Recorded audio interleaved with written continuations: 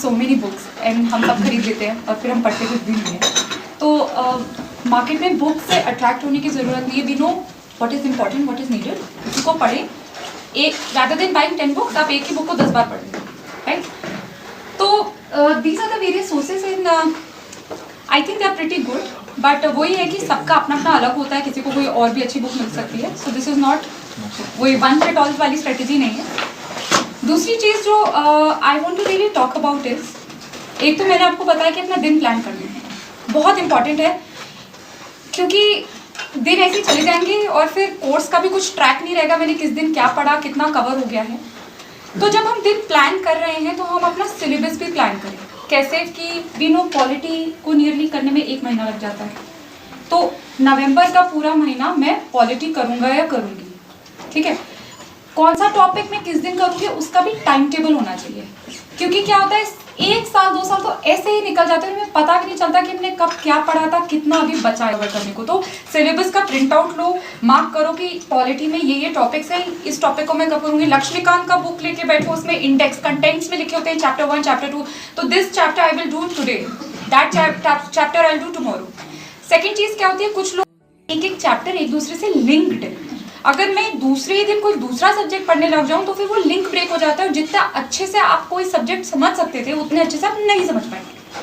तो मैं ये भी समझती हूँ कि अगर पूरे महीने सिर्फ पॉलिटी करते रहें तो वो भी पॉसिबल नहीं है, तो कम से कम हफ्ता 10 दिन एक ही सब्जेक्ट पकड़े रहें, जिससे ना लिंक जो बनी है, कंटिन्यूम जो बना हुआ है वो ब्रेक ना हो आपका। उसके बाद ही तो आप मान लीजिए Monday to Sunday at least I have done 1 subject and from next Monday I can take up another subject, ठीक है। तो ये एक गलती स्टूडेंट्स कर देते हैं कि रोज बदलते हैं एंड फिर कहीं के नहीं रहते, तो ये थोड़ा सा ध्यान में रखना है। Secondly, sleep is very important, ठीक है। आपको वो 6 से 7 घंटे की नींद लेनी है। क्यों? क्योंकि इतना कुछ याद करना, इतना कुछ मेमोराइज करना है, रट्टा मारना है कि ब्रेन थक जाता है, और अगर आप उसे वो 6 घंटे की नींद नहीं देंगे तो अगले दिन जो चीज़ आप आधे घंटे में पढ़नी चाहिए थी वो आप 2 घंटे लगाएंगे और टाइम जाएगा। तो वो 6-7 घंटे की नींद is very important. The next very important thing is every 15 days आपको ब्रेक लेना है। ये इतना डिफिकल्ट शेड्यूल है कि इसे फॉलो करना बहुत, मतलब मेरे लिए यहाँ खड़े होकर कहना तो बहुत आसान है, इतना पढ़ लो, ये कर लो, वो कर लो। इसको प्रैक्टिकली इम्प्लीमेंट करना भी बहुत मुश्किल आती है, और वो दिन आते हैं कि हमारा हौसला टूट जाता है, हमें लगता है मुझे कुछ याद नहीं हो रहा है, ये तो बहुत डिफिकल्ट है, मुझसे निकलेगा या नहीं निकलेगा। तो अपने माइंड को फ्रेश करने के लिए हर 15 डेज आपको ब्रेक लेना है, चाहे आप बाहर चले जाएं, रिश्तेदारों से मिलने चले जाएं, फ्रेंड्स से आउटिंग कर लें, whatever it is, but every 15 days you do have to give yourself a break, otherwise you will go mad.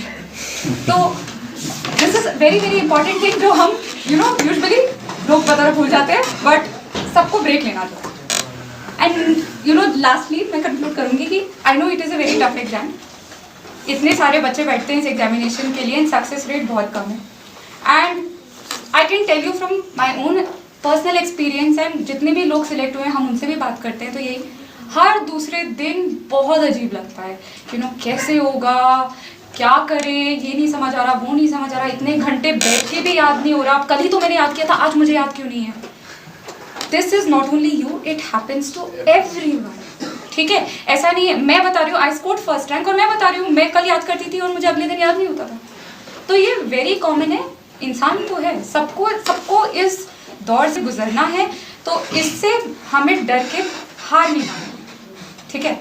I don't know how to put it that well, but you just have to keep going and you just have to not give up, because give up के तो आपको रोज 1000 reason मिलेंगे। अपने आप को motivated रखना है, चाहे कैसे भी हो, चाहे मम्मी पापा से बात करते रहो, जो भी तुम्हें मोटिवेट करता है उससे बात करते